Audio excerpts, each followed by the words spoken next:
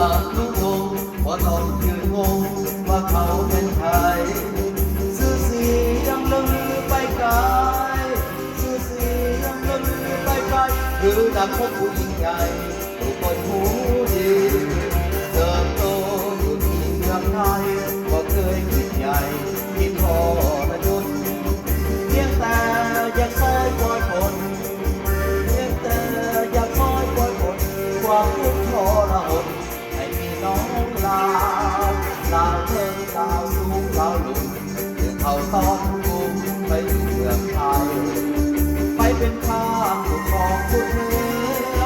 ไปเป็นข้าผู้ครองผู้เนื้อไปสร้างความรุ่งเรืองโอ้ยเจ็บใจตายอานุวงศ์เห็นแล้วเจ็บใจอยากจะพาพี่น้องไปขึ้นสู่ที่ฐานจึงลุกขึ้นด้วยความกล้าหาญลุกขึ้นด้วยความกล้าหาญแต่ก็บ่ทุกพลาดนอนขัดนอนสามัคคีแบ่งแยกเป็นสามอาณาจักรปากก็บอกว่าเสื่อมเขาแผ่นดินสุดท้ายก็ต้องจบสิ้น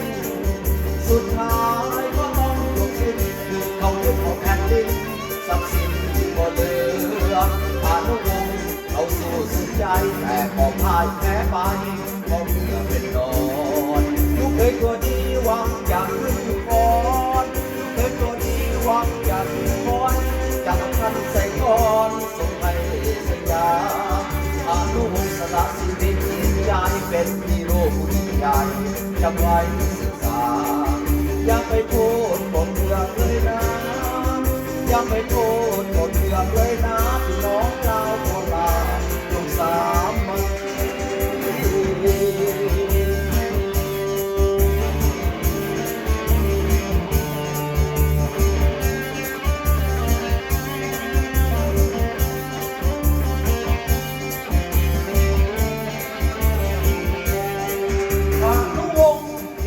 เจ็บใจอยากจะพาพี่น้องไป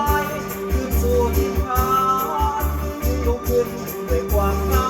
หาญลุกขึ้นด้วยความกล้าหาญแต่ก็บ่ทนทานหมดหนักหมดสามัคคีแบ่งแยกเป็นสามอาณาจักรปากก็บอกว่าเสื่อมเขาแผ่นดินสุดท้ายก็ต้องจบสิ้น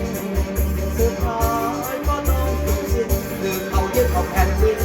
ทรัพย์สินโมเดลอานุวงศ์เขาสู้สุดใจแต่ก็พ่ายแพ้ไปเพราะเกือบเป็นนอนลูกเคยตัวดีหวังอยากขึ้นก่อนลูกเคยตัวดีหวังอยากขึ้นก่อนอยากเอาท่านใส่ก่อนส่งให้สยามอานุวงศ์สละชีวิตจิตใจเป็นฮีโร่ยิ่งใหญ่จำไว้ศึกษาอย่าไปโทษบนเรือเลยนะอย่าไปโทษบนเรือเลยนะพี่น้องลาวทั่วลายกสามัคคี